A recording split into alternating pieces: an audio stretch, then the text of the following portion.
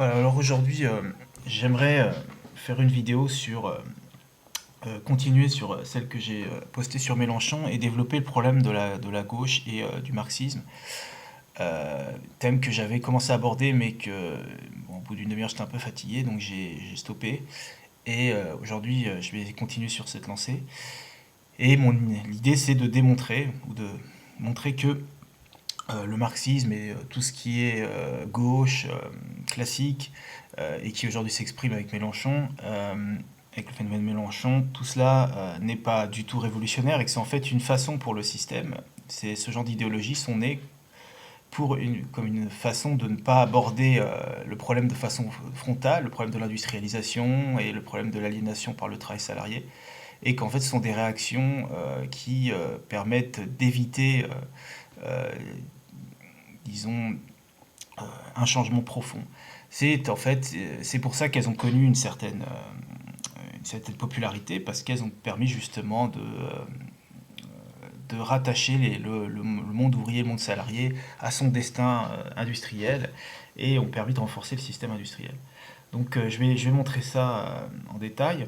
Mais avant, je voudrais finir toujours sur cet aspect de l'abstention que j'ai développé un peu en large, en long, en travers. Ça commence à bien faire, mais il reste un petit point quand même, c'est que j'en ai parlé de façon exclusivement négative. C'est-à-dire j'ai dit, voilà, bon, l'abstention, c'était une nécessité parce que toute attitude contraire, c'est collaborer à un système, etc. Bon, je rapporte pour plus de précision et de détails à la vidéo précédente. Mais ce que je n'ai pas dit, c'est qu'il y a un aspect positif à l'abstention. C'est-à-dire que si nous sommes massifs, un certain nombre à s'abstenir, au bout d'un moment, cela transparaîtra dans les médias, etc. Et il y aura un certain malaise. Et ça va forcer une réaction, parce que dans un premier temps, ils en parleront, évidemment. Et dans un deuxième temps, ça sera un peu comme aux États-Unis, où il y a comme, je crois, une abstention un peu plus forte. Ils seront obligés de tenir compte du fait que la politique est un terrain miné, que les gens ne suivent plus, ou qu'une bonne partie ne suit plus. On ne nous interrogera évidemment pas, hein, il ne sera pas question, les médias ne sont, je pense que c'est quelque chose qu'ils éviteront soigneusement, mais ils seront obligés de passer à autre chose. Et donc, or, comme je l'ai dit au départ, cette comédie est une nécessité pour un système, parce que s'il y a une tendance politique chez chacun d'entre nous, on n'aime pas travailler sans avoir un mot à dire sur le système, et donc la politique permet de maintenir une illusion que nous participons et donc d'éviter une démotivation profonde. Et je pense que l'instinct politique ne va pas disparaître si nous n'allons plus voter. C'est le contraire, c'est-à-dire que ça va donner une marge pour faire autre chose. Et ça va forcer les gens, il va y avoir une réaction, c'est-à-dire que les gens n'ayant plus de cet échappatoire, cet exutoire, ce défouloir qu'est la politique médiatique, seront obligés de s'organiser de façon concrète. Et ça, c'est quelque chose qu'évidemment, je pense, le système n'a pas trop envie de voir venir, c'est-à-dire qu'il y ait des mouvements politiques, disons pas politiques, je dirais un peu, mais des mouvements d'associations ou de gens qui discutent directement et qui s'organisent de façon concrète et de façon non contrôlée par les médias. Cela, je pense, leur fait peur quelque part. Et je pense que, bon, moi, je suis pas un fan des États-Unis, je suis ni un spécialiste, je suis un peu de loin, mais il y a des choses qui me paraissent intéressantes, notamment, c'est qu'en France, on a tendance à ridiculiser pas mal, parce qu'évidemment, on a l'éducation qu'on a, et nous, on est dans un pays révolutionnaire, etc. Mais aux États-Unis, il y a une certaine défiance des médias, et je pense qu'il y a une certaine lassitude vis-à-vis des institutions. Les gens, disons, je pense qu'il y a plus d'entertainment à la télé que de politique. Il y en a déjà beaucoup en France, mais il y en a encore plus aux États-Unis. Que je pense qu'il y a plus d'abstention. Et au final, ça fait que ce qui se passe, c'est que les gens se détournent de la politique et on peut constater qu'il y a effectivement là-bas euh, un certain nombre de mouvements qui ne sont pas directement, qui ne sont pas des grands mouvements globalisés au niveau de la nation, etc. Et il y a des mouvements politiques, alors qui sont souvent très conservateurs, hein. Par exemple, on a des mouvements religieux, on a des mouvements on a des Amish, etc.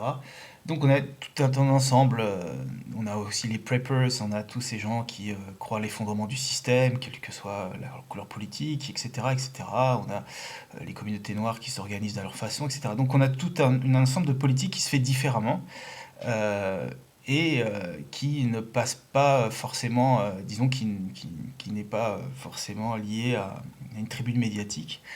Et je pense que c'est quelque chose qui se constitue assez naturellement. Dès que si les médias disparaissent, si si cette comédie politique n'arrive plus à mobiliser les gens, ceux-ci se mobiliseront d'une autre façon.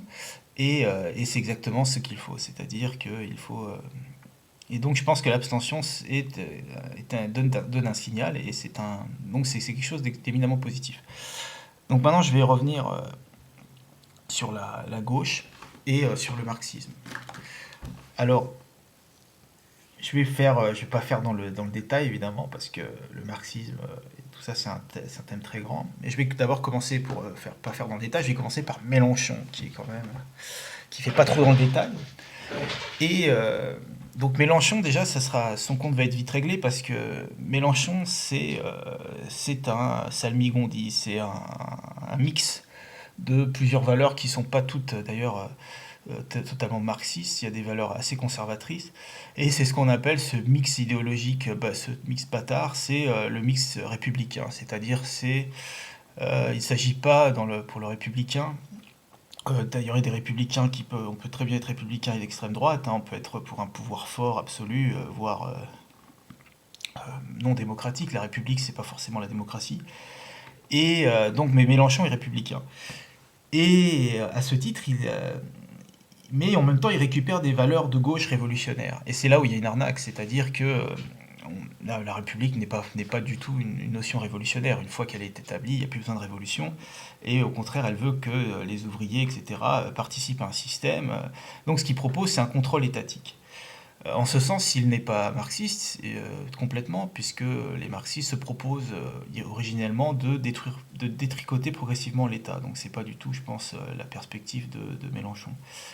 Euh, mais Mélenchon, bon, utilise un entend. Enfin, Mélenchon, c'est surtout donc un problème, hein, disons, un ovni rhétorique qui mélange différents concepts et qui, en fait, bon, il a des références historiques qui sont des références, mais il oublie soigneusement de préciser que la République, c'est avant tout la colonisation, c'est un tas de choses, dont certaines qui n'oublient pas, par exemple, l'écrasement des langues régionales et des régionalismes, en supposant que régionalisme rime nécessairement avec nazisme ou je ne sais pas quoi, ce qui est évidemment complètement fou. Les régions, c'était des gens qui vivaient à leur façon. Donc Mélenchon, c'est ça, mais ce qui le rattache à la tradition marxiste, c'est que tout son programme ne peut tenir que s'il y a la notion quand même de progrès dans le sens que, en fait, on aurait dévié du progrès social, etc. Et que il y a la possibilité d'un nirvana industriel où les gens, disons, seraient dans cette société de production. Il pourrait y avoir une société de production humaine, sociale et écologique. Et ça renvoie un peu à toute la mythologie marxiste. Alors, bon, Mélenchon, c'est difficile de critiquer dans les détails parce qu'il n'y a pas de détails. C'est quand même quelqu'un qui est pétri de contradictions. Et c'est en cela qu'il c'est un vrai populiste, c'est-à-dire c'est quelqu'un qui n'ira jamais dans le détail et qui toujours va surfer sur des conceptions bâtardes pour pouvoir, disons, allumer des sentiments chez les gens et il ne marche que dans un contexte médiatique. Parce que si évidemment on peut discuter du fond avec lui, on voit qu'il n'y a rien derrière, et donc, mais là il n'est pas question de discuter du fond. Euh, dans un cadre médiatique, on n'a jamais le temps, on n'a ni la possibilité d'interpeller, etc., et d'aller dans des détails, parce que ça, soi-disant, ça n'intéresserait pas le téléspectateur. Donc voilà, bon, pour Mélenchon, on peut évidemment pas le critiquer sur le fond, il n'y a pas de fond. Mais le fond de Mélenchon et le fond des gens qui sont derrière Mélenchon, c'est quand même la vulgate marxiste, etc., etc. Alors, donc, analysons la vulgate marxiste, qui est quand même quelque chose qui se tient un peu plus, et qui a un peu plus de consistance, et donc qu'on peut quand même, qu'on peut analyser. Alors, le marxisme, en gros, qu'est-ce que c'est? le marxisme, c'est né à une époque où il y a des troubles. Des troubles, c'est pas, il les a pas créés, il les analyse. C'est-à-dire qu'il y a une époque de réaction très forte à un système qui est difficile pour ceux qui sont plongés. La révolution industrielle en Angleterre pourrait paraître un progrès pour beaucoup. C'est pas évident du tout pour ceux qui l'ont vécu.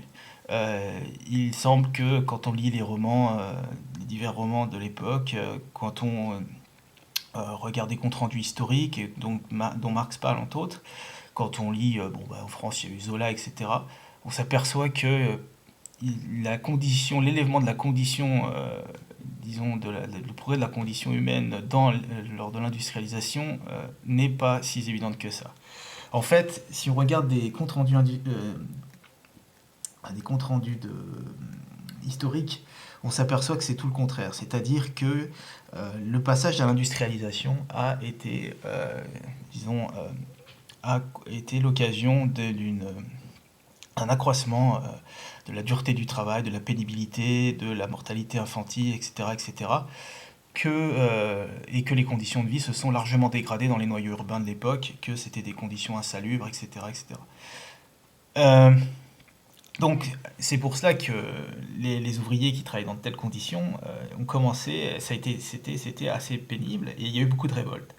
Il y a eu des révoltes diverses et variées. Et donc, ça commence, et donc c'est une période de trouble, il y a beaucoup de révoltes, et il y a notamment des révoltes assez brutales. Par exemple, certaines personnes sont assez réfractaires à l'industrialisation, c'est notamment en Angleterre le cas des Ludites, mais en France il y a aussi du bris de matériel, etc.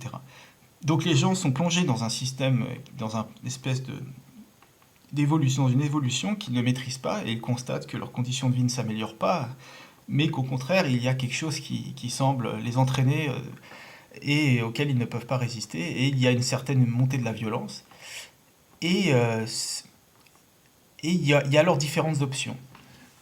À cette époque-là, il y aurait pu avoir une option ultra violente, c'est celle des ludites, ce qu'on appelait les ludites par la suite, c'est-à-dire un bris général de matériel, une résistance à cette industrialisation.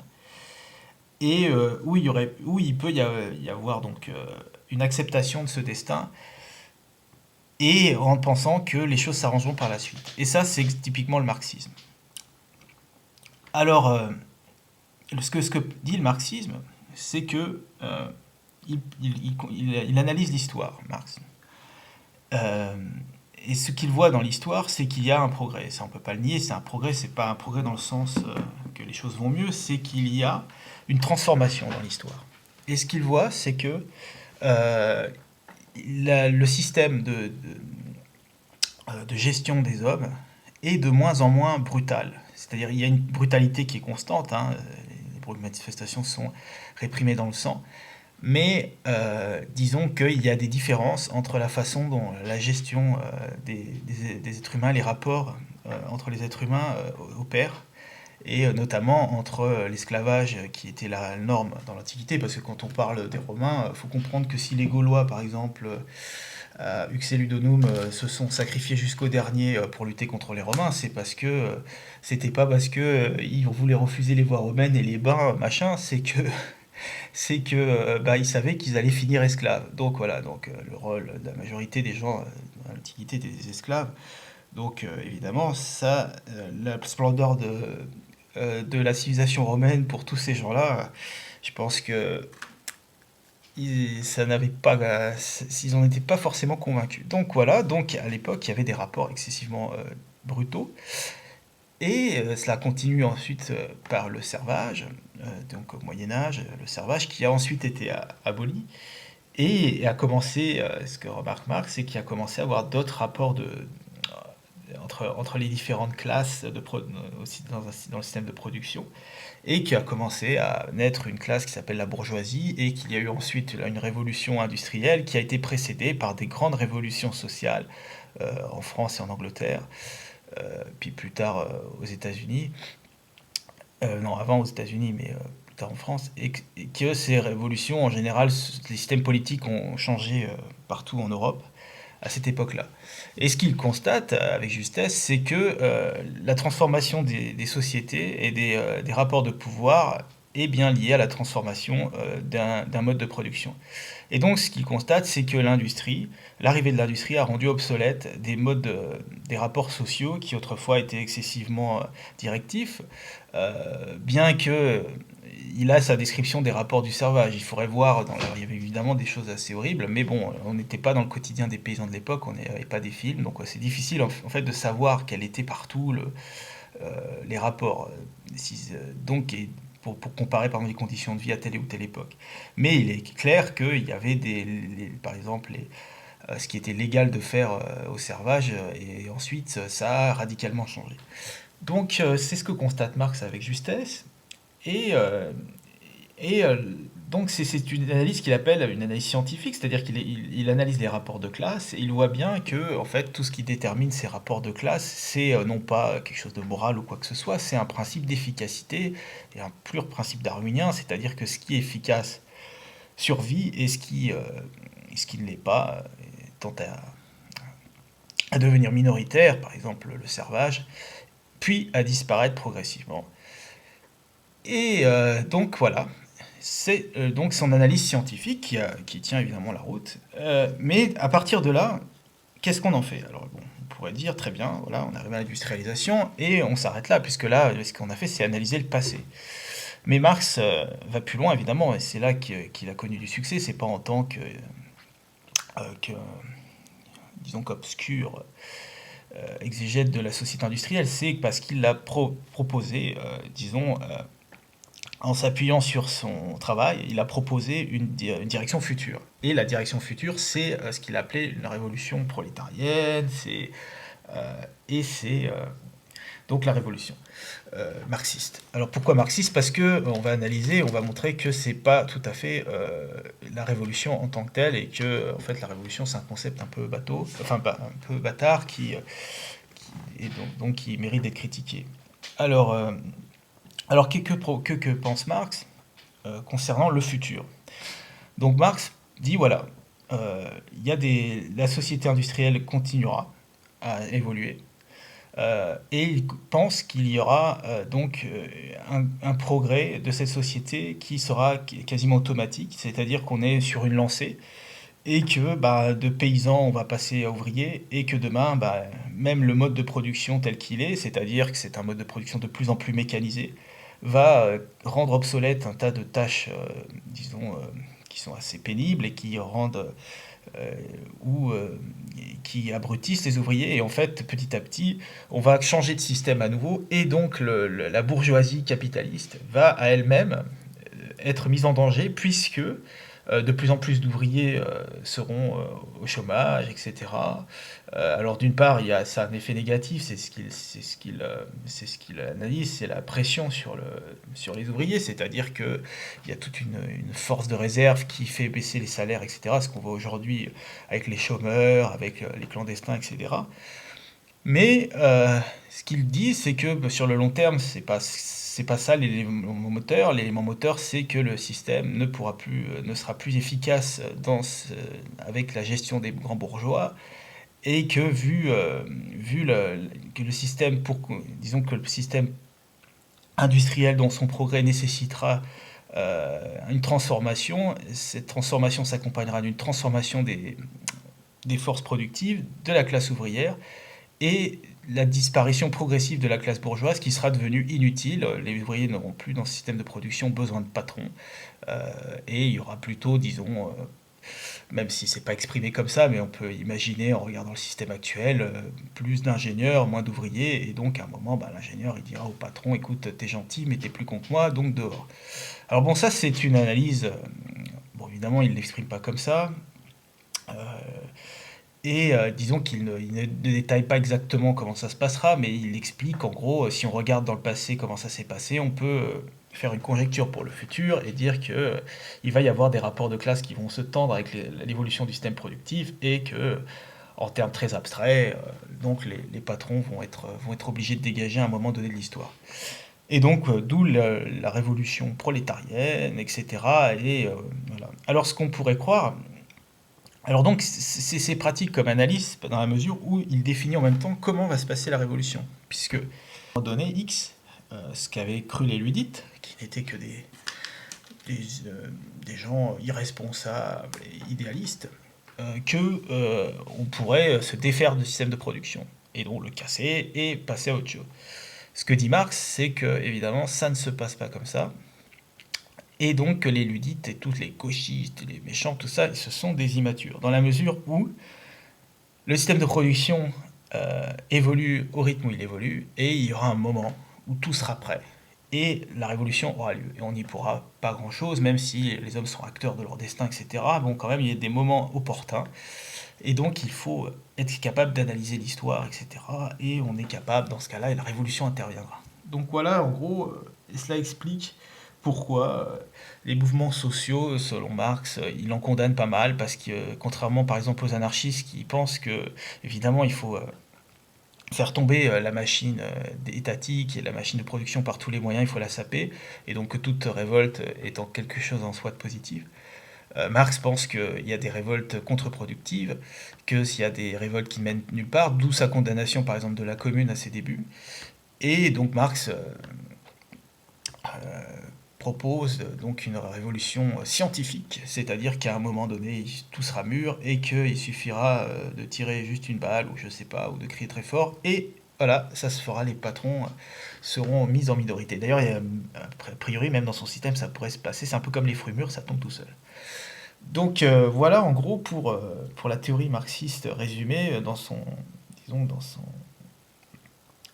dans son projet. Bon, eh bien, évidemment, c'est quelque chose qui n'a pas, qui aujourd'hui ne semble pas fonctionner. Alors bon, où est le problème? Le problème, il est que, le problème, il remonte à la source. C'est-à-dire que Marx est quelqu'un qui vivait dans un milieu bourgeois, qui n'a pas travaillé dans l'industrie, et donc il avait à ce titre une vision assez idéalisée de ce qu'était l'industrie et de ce qu'était le progrès. C'est-à-dire qu'il n'a jamais, n'ayant jamais travaillé dans l'industrie, il n'a pas vu à quel point c'était sale, que les machines ne tournaient pas tout seules, il n'a pas visité probablement beaucoup de mines, il n'a pas vu à quel point c'était destructeur des paysages, etc., que cela prenait de l'espace. Et donc il avait une vision de salon de ce qu'était l'industrialisation. Et à ce titre, il a pu effectivement se tromper et penser qu'il y avait un progrès automatique sans voir les dessous, les coulisses du progrès. Et donc à ce titre, il a eu cette analyse brillante de la révolution industrielle, qui était une révolution qui allait de l'avant, toujours de l'avant, sans voir qu'en fait, sans essayer d'analyser plus le détail et le fondement de cette évolution, et notamment son origine. Euh, donc voilà en gros tout le problème du marxisme, c'est qu'il analyse certes, il y a un côté scientifique, mais dès qu'il tente de mettre des valeurs sur cette progression, là on tombe évidemment dans disons, dans une approche non scientifique, totalement biaisée, et c'est à ce titre que Marx disons, ne voit pas, disons, n'est pas objectif. Alors, quelles sont les conséquences de cette approche? Les conséquences de cette approche, c'est que